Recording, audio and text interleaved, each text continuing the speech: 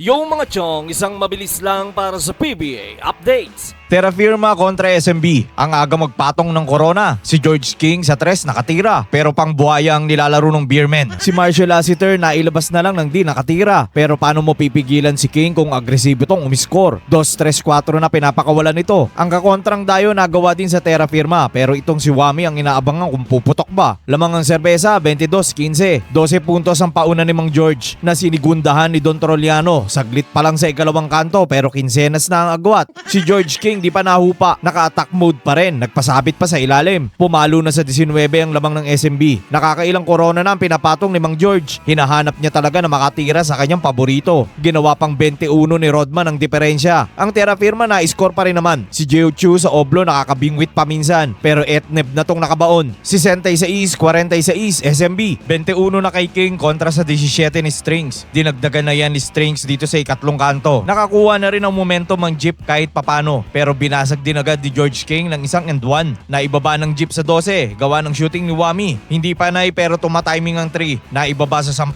8 kaso maininda naman si Gio. Kasabay ng pag-score ni Junmar Fajardo pero galing sa 22, 8 na lang to. 81-73. Sa huling kanto nagkasagutan at nagkapalitan. Si Wami Chongson bumebeterano sa 3 pero may version din ng batang Ahan Misi. Tagabasag to ng paghabol ng Jeep. Hindi pwedeng ganyang kalibre. Alam mo na mangyayari. Si Justin Strings nakikisali. Gayon din sa SMB. Si Predator naman ang dumadali. Atakbo lang ng atakbo sabay sigurado na to. Pero ang Terra Firma nagbabanta. Wala nang tambakan dahil nauwi na sa 2 na lang. Si Brent Paraiso ang bumanat niyan. Nagkakakabahan na paano na ibaba na lang sa isa. Si Wami Chongson ang bumira. Parang gusto sabihin pinagpalit nyo ako ha. Pero umaako si George King. Mahirap na tira pero mukhang madali lang sa kanya. Ang kaso na itabla na ni Maverick Ahan Misi. Pagdating sa SMB parang gusto mo sumigaw kay CJ Perez na ipasa mo. Naagawan pa si King sabay heto na ang crucial 3 ni Wami. Lamang na ng 3 ang Terra Firma. Kaso sa dulo napalitan naman ang error ni Wami. Sablay na pasa dahilan para makaporma ulit si King. Nasundutan din sa crucial ni Jeric. Sabay sama ng sabit. At yun na nga, panalo ang SMB. Best player of the game si George King na nag-jungle ng 37 points, 14 rebounds at 3 steals. Sa Terra Firma, balibay, ramdam mo na ang comeback. Angas na si Wami. At malapit na magtagumpay ang paghihiganti. Kaso naun siya mi. Pero sa lahat ng kakrusyalan, kay Tautuwa ka talaga mapapalaban. Ayan na!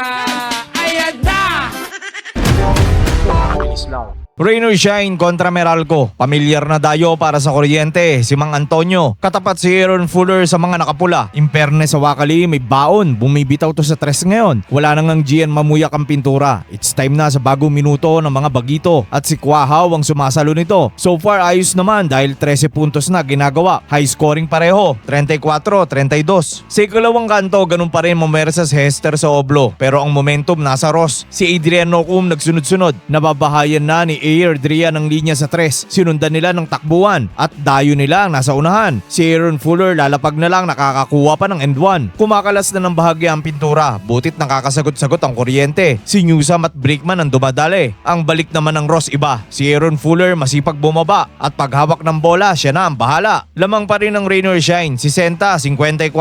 Sa ikatlong kanto nakaabante ang Meralco. Ang kumakamada ng malupit si CJ Cancino. Binabawi naman niya ng Ross pero mainit din si Jason Brickman. Pilit din itong inaagaw ang lamang, sipag ang puhunan. Pero ang nangyayari palitan, tabla sa talaan. Banat sa 3 ang Meralco, sa pintura pagbalik meron ding babato. Pero ang Bolts bahagyang lumayo, nag-ambag sa 3 si Bong Quinto at ang tumapos sa paubos na segundo si Chris Banquero. 95-83 Meralco. Sa huling kanto mainit pa rin si Chris Banquero. Sa pagtira sa 4 gustong gusto pero may sumasagot sa pintura. Si Quahaw matulis na talaga. Walang dalawang isip pag tumira, mabilisan pa. Kaso pahinga muna. Paano inabot ng skwala? Kay Cliff Fudge, pag di ka handa, yari ka. Wala nang 3 minuto, lamang ng 8 Meralco. Sabay dadagdagan pa ni Bong Quinto. Sa Gedli, nakaasinta ba, diretso. At yun nga, panalo ang Meralco Bolts. Best player of the game si Jason Brickman na sumipag ng 19 points, 7 assists at 3 steals. Samantala, sayang si Quahaw. Maganda pa naman ang nilalaro kaso inabot ni Hudge. Pag ganyan, alam mo na magiging reaksyon ni Coach Yeng. Basahin mo na lang.